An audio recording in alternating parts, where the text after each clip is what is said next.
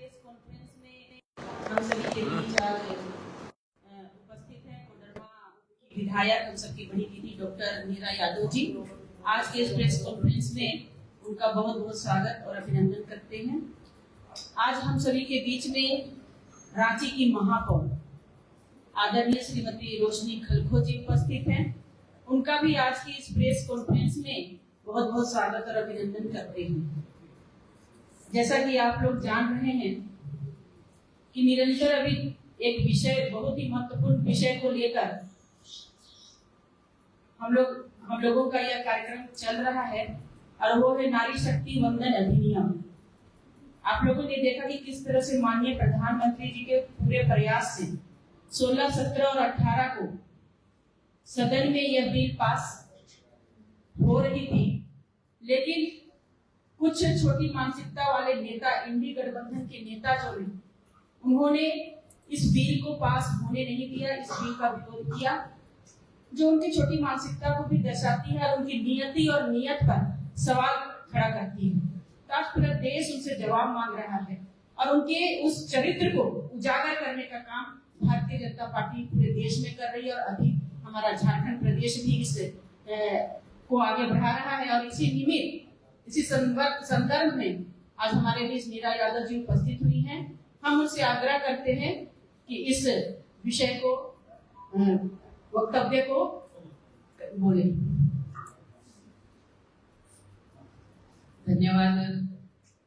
हमारे आज देश वार्ता प्रदेश कार्यालय भाजपा के इस पवित्र सभागार में हमारे बहन महिला मोर्चा की प्रदेश अध्यक्ष आरती सिंह जी, रांची की मेयर बहन हमारी रोशनी खलखो जी, सभी सम्मानित हमारे मीडिया के भाई बंधु, भाई बहन, सबसे पहले आप सबों को बुद्ध पूर्णिमा की ढेर सारी शुभकामना, बहुत बधाई। और आज मजदूर दिवस भी है तो उसकी भी आप लोगों को ढेर सारी शुभकामना, बहुत बधाई। आज का मुख्य जो प्रेस वार्ता का जो विषय है वो तो आप जान ही रहे हैं।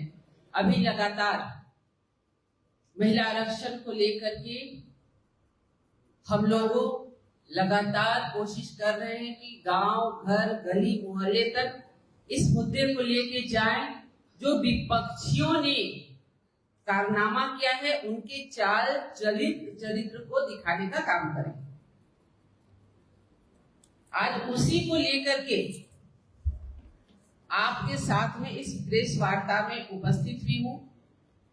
हम ये बताना चाहते हैं कि भारतीय जनता पार्टी महिला सशक्तिकरण, संतुलित प्रतिनिधित्व और लोकतंत्र को मजबूत करने के लिए प्रतिबद्ध है और इसी के तहत 16, 17, 18 अप्रैल 2023 को संसद में विशेष चर्चा के लिए सत्र बुलाया गया ताकि 2/3 मतलब पूर्ण बहुमत अधिनियम को पास कराने के लिए मिल सके।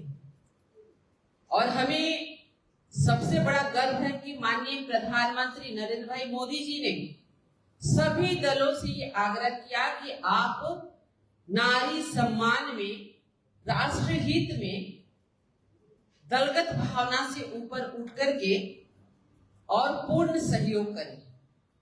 और आपको पता है कि जब सभी दल एक साथ उठ करके अगर कोई बात रखते तो वो राजनीति नहीं रह जाता, वो तो फिर राष्ट्र हित के लिए कार्य हो जाता है। लेकिन कांग्रेस और उनके साथ जो विपक्ष के लोग हैं, जिन्होंने दशकों से महिला आरक्षण को केवल लंबित रखने का कार्य किया, फिर से उनका चरित्र 16, 17 अप्रैल को देखने को मिला। किस प्रकार से वो विधेयक पास नहीं होने पे, बिल गिर जाने पे जश्न मना रहे थे, उत्सव मना रहे थे, खुशी का इजहार कर रहे थे। उनके आका जो राहुल गांधी जी है, जो नेता प्रतिपक्ष भी है, उनको देख करके लग रहा था कि 46 मिनट के भाषण में उन्होंने केवल कार्टून किया है। कार्टून मतलब नाटक करने का काम किया। वो कभी सीरियस हुई ही नहीं। सभी बहनें इंतजार करती रही कि कुछ तो बोलेंगे, लेकिन वो कभी जादूगर की कहानियां, कभी बचपन की कहानियां कहते रहे। जब उनका चरित्र खुल के सामने आया, एनडीए की बहनों ने खुल करके जब उनके जश्न मनाने के लिए और समर्थन नहीं मिलने पे विरोध किया, तब उन्हें लगा अरे अब तो हमारी चोरी पकड़ी गई, हम क्या कर दिए। पूरे सदन की कार्रवाई तो जनता ने देख लिया, अब तो नारी शक्ति हमें माफ करने वाली नहीं है। तब इन्होंने रांगा सियार बनने की कोशिश की। हम लोग बचपन में पढ़े थे ना, रांगा सियार जो नील के डब्बे में ड्राम में गिर जाता है, वो सोचता है कि अरे अब तो हम एक नए तरह से आ गए, अब हमसे लोग डरेगा। तो वो रांगा सियार बनने की कोशिश किए, वो घड़ियाली आंसू बहाने की कोशिश किए, और अब तो हद हो गई। अरे जब महिला को अपमानित किया गया तो कांग्रेस की बहनों ने नाटक रचने का काम किया। वो क्या कर रहे हैं, हम तो 4 तारीख को धरना देंगे। कहाँ देंगे? राजभवन के सामने। हम तो घर घर जाके पोस्ट कार्ड बांटेंगे और उसमें माननीय प्रधानमंत्री जी को पत्र भेजेंगे। हम अपनी कांग्रेस की बहनों से कहना चाहेंगे, आप क्यों उसमें पड़ रही हैं? हमें पता है कि पार्टी की मजबूरी है, लेकिन जब दिल से नहीं चाहती है तो चुपचाप बैठिए। ये एनडीए की महिलाओं के लिए एक बिल नहीं था, ये बीजेपी की महिलाओं के लिए नहीं था, ये तो पूरे भारतवर्ष की बहनों के लिए था। तो बहाना क्या लगाया इन्होंने? परिसीमन भी साथ में। अरे भैया, बिना परिसीमन का आरक्षण संभव है क्या?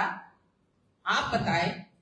1971 में जनगणना, भारतवर्ष की जनसंख्या कितनी थी?